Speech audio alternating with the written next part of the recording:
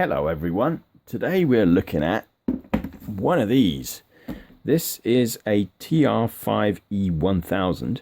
Make of that what you will. That's the actual model number of it. I'm sure there was a different name for this when they marketed it, because certainly it's got Securicor badged up pretty much everywhere on it. It's got Securicor communications. It's an NEC phone. And a lot of the NEC phones did have funny model numbers. I don't know if you checked out some of the older videos that I did about some NEC phones. There's certainly a whole bunch of phones that have funny model numbers, and strangely they all end up with 1320 because they support 1320 channels. This one doesn't. This one ends in 1000, so I'm guessing this was the TACS compatible and not ETACS compatible, because ETACS obviously was enhanced TACS, which came much later. This thing weighs quite a bit. In fact, trying to lift this with your arms out is quite difficult. It's really interesting because it's modular. Got a great big antenna, and this thing is actually a spring. I don't know if you can see that, but real springy. Now there is 3 different versions of this particular, well, I say 3 different versions. It's inherently the same phone. It's just that this phone you could get as it is. You could get it in a leather case, or you can actually get it where the base was a little bit bigger and it had a protruding sort of mount here, and then a great big handle at the top that you could literally carry it around. And there was about 3 or 4 inches between this and the actual carry handle. It was like a huge, I don't know what you would call it, but a huge arm that I'll try and find a picture and blend it in. I do have one of those as well. I'm not too sure where it's gone though. It's obviously in storage because it wasn't part of the house move. I mean, it should be in storage because these ones are all kept in storage anyway, but I don't know where it is. I do have the leather case one of these, which looks like this. It's the same phone inherently, just in a nice little leather case with an opening just up here, and a nice little carry strap. And believe you me, this carry strap's thick because this thing weighs quite a bit. I would say this has got to be coming on for 4 or 5 kilos, which is, what is that? Is it 2.2 pounds to the kilo, something like that? So these are pretty heavy. I'd say probably 3.5, 4 kilos, conservatively. Now I'm going to go ahead and dismantle one of these. I do actually have the power cable for one of these, so we'll power them up in a second. Like I said, these are completely modular, which makes them very interesting because you got obviously the handset, you got the thing the handset mounts onto, which is that. It's got a great big connector there. It says control unit, NEC Corporation. So I'm guessing they obviously maybe use this for the car mounting equivalent of this phone. You could literally have that on. You could have that on a plate, which matches with that, and the plate would sit somewhere in your center console in the car, presumably. The rest of the phone does come undone as well. They got nifty little hooks just here, and you can literally just lift it off like so. Again, Securicor communications, TR5E1000, like I said, UK tax unit. So this is not ETACS compatible, so that should give you an idea of its age. I think ETACS came, I'm not even sure actually, I'd have to look it up, but certainly ETACS came much later than after they launched TACS. So these are some of the very early phones. Now it's got a funny little screw up here. I'm not actually sure what this does, believe it or not. This little screw here does turn. I'm not sure what it does though. If you do, pump me a comment. This is the phone bit of it. It's a neat little sort of shape, and this is the battery bit of it. Now there is one more bit that comes undone, like so, and this is the battery. Now interestingly, the RF goes straight through. You got the RF coming down from the phone through there, right onto here, and then onto the base, and obviously from there through into the antenna.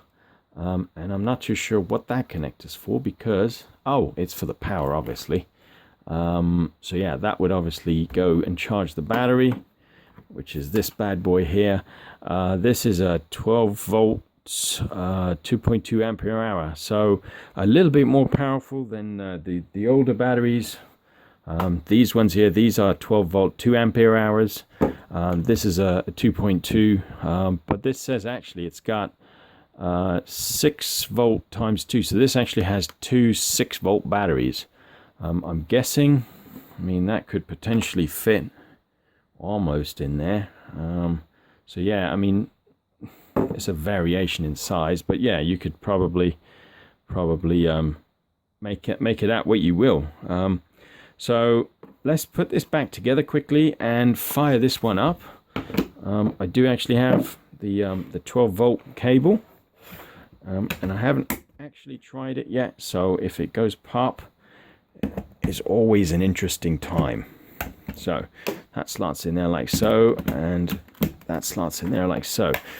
To power this up, you got a nice little rubber thing with a funny little connector. I guess that red light comes on when you charge it. I'm going to drop that because it's real heavy.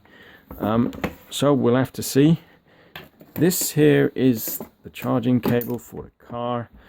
You can actually tell this is real old school because it's got a funny clip. This clip was actually the other way. It was like this. And I've unscrewed that and turned it around because otherwise it wouldn't fit into that hole, believe it or not. I'm not too sure what that would be for. Maybe some sort of earthing. I'm not too sure. But I mean, look at that. That's really old school. I mean, the size of that is phenomenal. So in the other end, obviously, is just a 2-pole plus or minus 12 volt, I guess. So let's fire this one up. This guy goes right down here. I suppose it only fits one way, doesn't it? So there we go. And if this goes pop, I've got a second one. Actually, I've got more than one of these. So if it goes pop, we'll know about it. So okay, it hasn't gone pop. That's a good thing. Has that little light come on though? No, the little light hasn't come on. Okay. Let's see if we can fire this up. Well, that's a good start.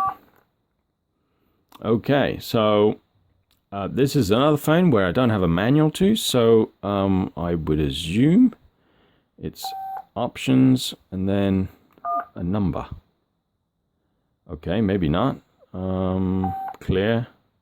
Option 2. That does something. Not too sure what it does. But obviously it still does work.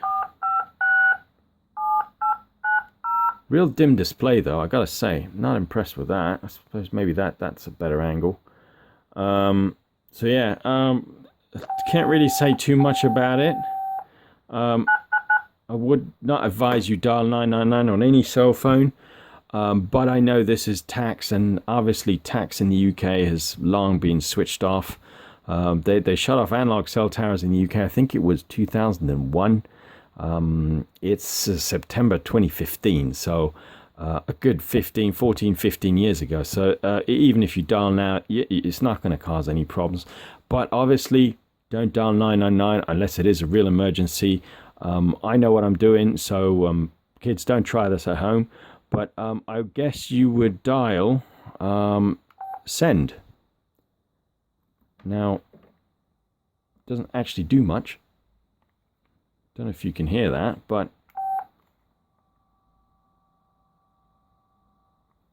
just basically has a tone.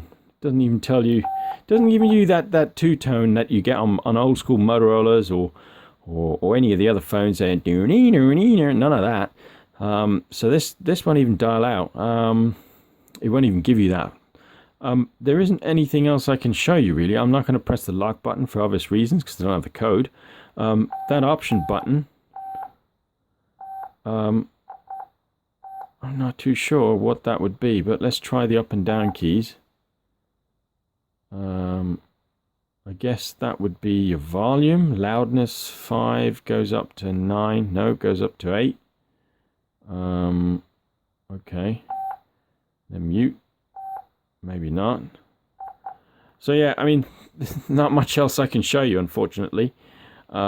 These are real nice phones to collect if you're into collecting cell phones. It's got the original number there, 0860528846.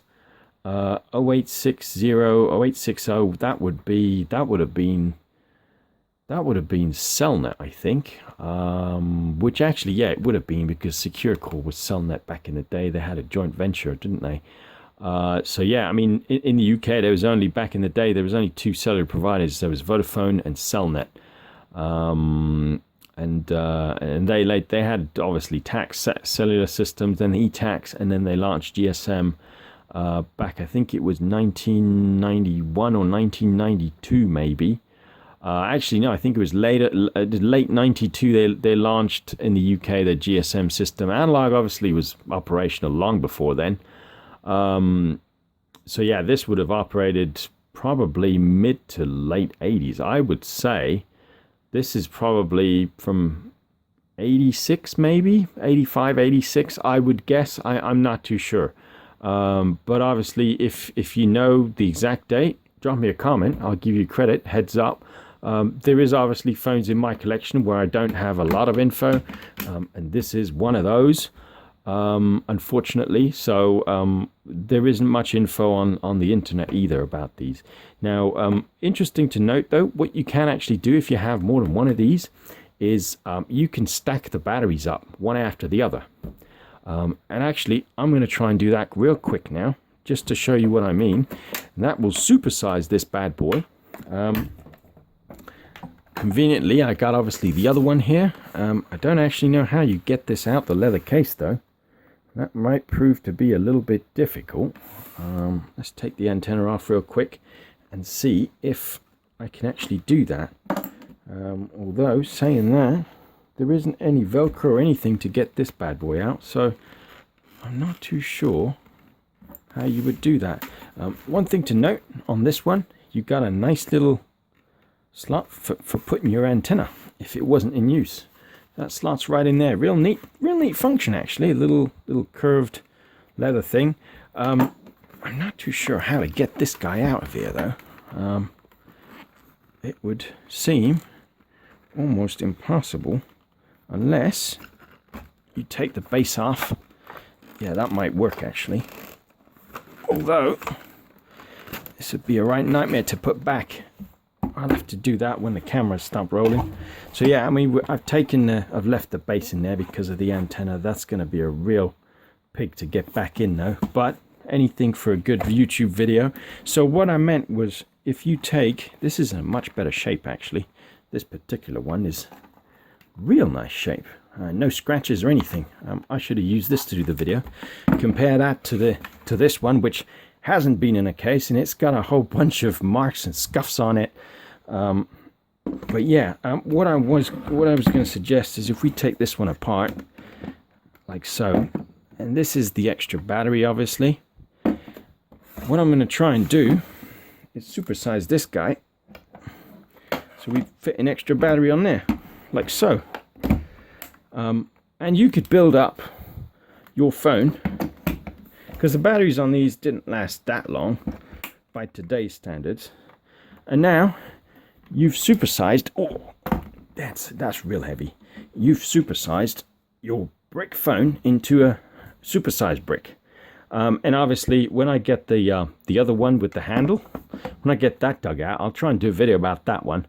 It's got a different base because the base is bigger, and it's got a handle and a bar with a thing. But that's obviously got a battery pack as well. So you'll have 3 of these battery packs and the phone. That'll be quite a high. That'll be Motorola PRX 451 height probably, or Siemens. Certainly this is probably about as tall as a Siemens C2 now. You add another battery on there, and you'll be getting a sprained shoulder if you carry this around. But I think certainly they designed these just to have one battery on, because going by the leather case, there is no space to put an extra one, because if you did, the handle would obviously stop you from using the phone. So, but anyway, it's just a bit of fun, I guess, at the end of the day, to supersize these things. Oh. and this is real heavy. I'm going to end up with a sore arm after this, but just to show you what I mean anyway. Real neat phones, really well designed, I think. If you think when these were designed, certainly to have that modular thing going, I think it's actually really cool, given how old these phones are. But anyway, if you like the phone or the video, give me the thumbs up. I always appreciate your support. If you got any questions, I'll do my best to answer them. Like I say, I'm not an expert, but I do have a lot of cell phones, and I will try and answer your questions as best as I can. There will be someone who has a question that I can answer, is always the way, but give me a shot, give me your best shot, and we'll go from there. Anyway, if you like the phone or the video, give me the thumbs up. Like I said, if you ain't subscribed, hit that subscribe button. Every one of you helps me out, keeps the numbers up, and keeps YouTube happy. I'm not one to put ads or anything on my YouTube clips, so hopefully that'll stay like that. But yeah, give me a thumbs up and like the video, and like, share, and subscribe, obviously. And I'll see you next time. Thanks for watching.